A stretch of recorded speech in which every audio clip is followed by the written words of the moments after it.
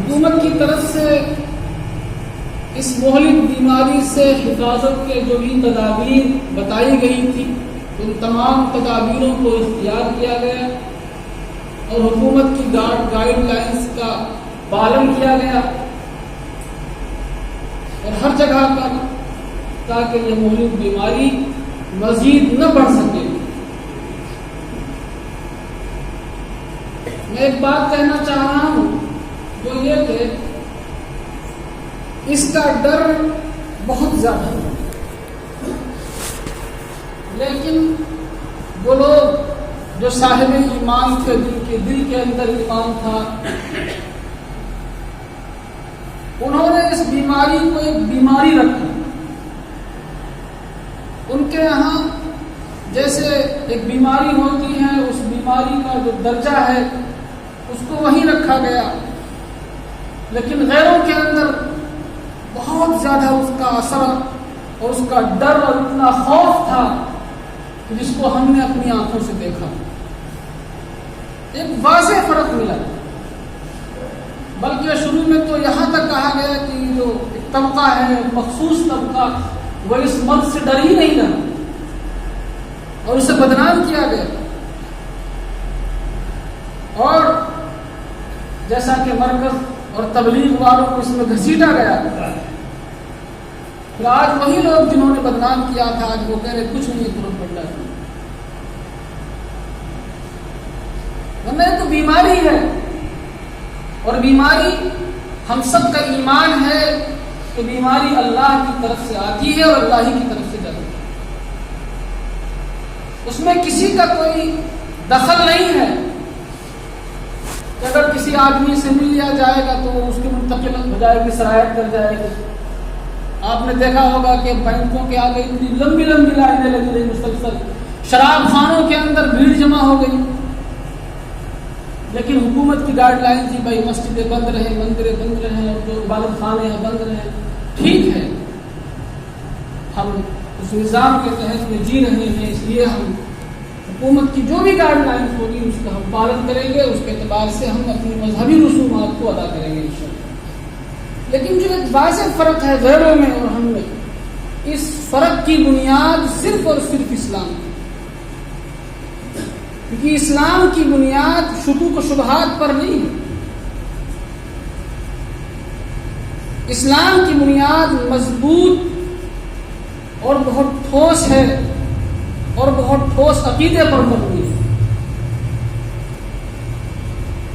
اسی لیے کیونکہ ہمارا سب کا عقیدہ ہے کہ اللہ تبارک و تعالی ہی مرض کو دینے والے ہیں اور اللہ تبارک و تعالی ہی مرض سے شفا یاب کرنے والے ہیں۔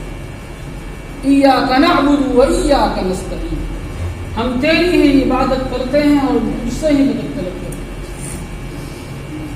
ہیں۔ عبادت کے جتنے بھی کام ہیں وہ سب کے سب اللہ تبارک و تعالیٰ کے لیے ہوئے۔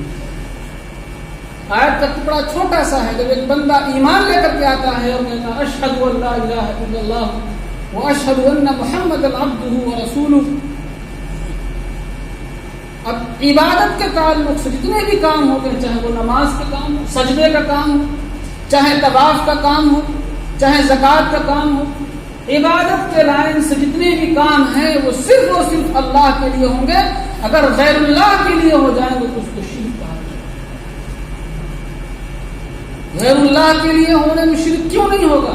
جبکہ حدیث میں تو یہاں تک آتا ہے کہ اگر نماز ریاکاری کے لیے پڑھی گئی، صدقہ ریاکاری کے لیے کیا گیا تو شرک ہے یہ۔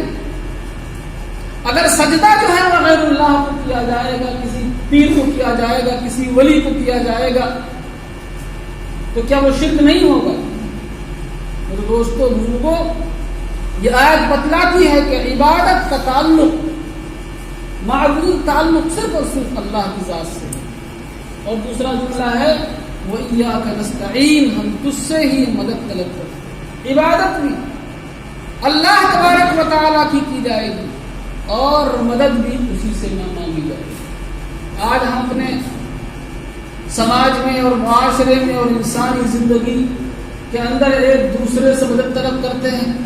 ایک آدمی بیمار ہو گیا اور اس بیماری کے علاج کے لیے ڈاکٹر کے پاس جاتا ہے، حکیم کے پاس جاتا ہے، ڈاکٹر اس کو دوا دیتا ہے، علاج کرتا ہے، یہ مدد ہے۔ ہمیں اپنا مکان بنوانا ہے، اس مکان کے لیے معمار کی ضرورت ہے، یہ مدد ہے۔ غرض کی دنیا کے جتنے بھی کام ہم ایک دوسرے سے مدد لیتے ہیں، ایک دوسرے سے تعاون لیتے ہیں، یہ مدد کہلاتی ہے۔ اب ڈاکٹر کے پاس گئے، اس ڈاکٹر نے دوائی دی، لیکن یہ دوائی فائدہ کرے گی نہیں کرے گی؟ یہ دوائی مرض کو بھگا دے گی، مریض کو شفایاب کر دے گی نہیں کر دے گی؟ اس کا تعلق اللہ تبارک و تعالیٰ کی ذات سے۔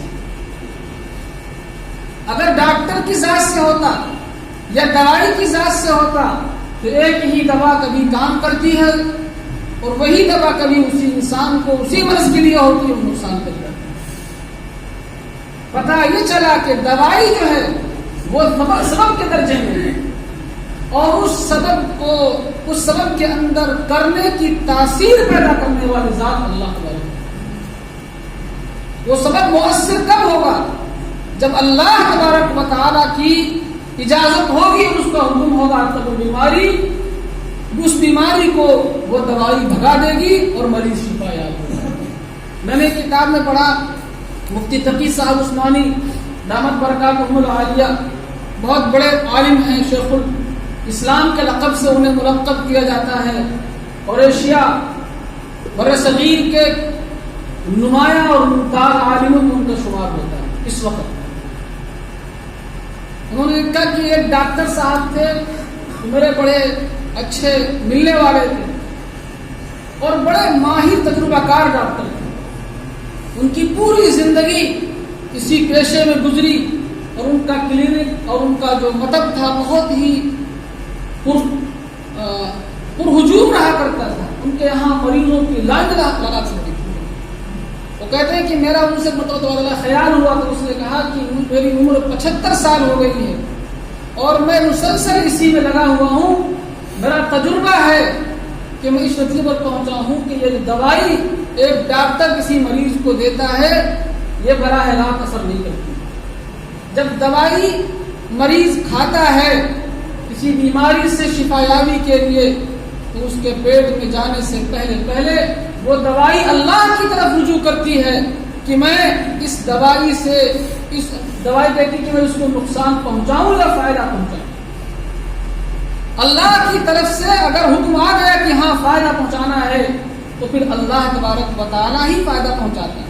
وہ دوائی تو ایک سبب ہے، ایک ذریعہ ہے، ورنہ کرنے والی ذات تو صرف اور صرف اللہ تبارک و تعالیٰ کی ہے۔ وَإِذَا مَرِضْتُ فَهُوَ يَشْفِينِ، مرض بھی وہی دیتا ہے اور شفا یابی بھی۔ ایمان والوں کا عقیدہ ہے، اہل اسلام کا عقیدہ ہے کہ بیماری اللہ کی طرف سے آئی ہے اور اللہ تبارک و تعالیٰ کی طرف سے۔ ایک چیز جس نے ہمیں ممتاز بنایا ہے، اگر دیکھا جائے تو یہ ایمان ایسی بڑی نعمت ہے، ایسی بڑی نعمت ہے جس کا اندازہ ہمیں نہیں ہو سکتا۔ واقعی بہت بڑی نعمت ہے۔ اگر کسی کے یہاں کوئی غم آ جائے اور بہت زیادہ رنج ہو جائے تو یہ اگر کوئی واقعی صاحب ایمان ہے، اسلامی تعلیمات اس کے سامنے ہیں، تو وہ ایسا صبر کرتا ہے کہ اللہ تبارک و تعالیٰ اس صبر کے نتیجے میں اسے درجہ کر دیتا ہے۔ ورنہ غیروں کے یہاں آہو بکا ہوتا ہے، نوحہ خانی ہوتی ہے، کپڑے پھاڑے جاتے ہیں، سینہ ٹوٹا جاتا ہے۔ وجہ اس کی یہی ہوتی ہے کہ اسلام جیسا مقدس مذہب اللہ تبارک و تعالیٰ اسلام کی نشر و اشاعت فرمائے اور پورے عالم کے لیے اسلام کو پھیلائے، اور جتنی بھی امت محمدیہ کے لوگ ہیں کسی بھی مذہب سے تعلق رکھتے ہیں، اللہ تبارک و تعالیٰ سے دعا ہے کہ اللہ پاک اسلام کے دائرے کے اندر لوگوں کو جھوک در جھوک داخل فرمائے۔ کرونا وائرس ایک ایسی بیماری تھی کہ لوگوں کو اپنے سامنے موت کھڑی نظر آ رہی تھی، لوگوں نے ایک دوسرے سے ملنا جلنا چھوڑ دیا, ماسک لگا دیا, 6 فٹ کی دوری بنائے رکھی ہے, کوئی کسی سے ملنے نہ پائے, سلام مسافہ نہ ہو جائے, معانقہ نہ ہو جائے. کیا موت سے کوئی بچ سکتا ہے؟ یا جو لوگ پردے کے اندر رہے, جنہوں نے شیشے کے اندر جو اپنی پوری زندگی گزاری ہے لاک ڈاؤن میں, کیا وہ اس سے متاثر نہیں ہوئے؟ بالکل متاثر ہوئے. کیوں؟ اس لیے اگر اللہ کو متاثر کرنا ہے تو کوئی بھی چیز اس سے بچا نہیں سکتی. اللہ کی طرف سے اگر آنا ہے تو وہ آ کر کے رہے, اس سے کوئی بچا نہیں سکتا ہے. اور اس کے نتیجے میں اگر بیماری کے نتیجے میں اگر موت آنی ہے تو وہ موت آ کر کے رہے.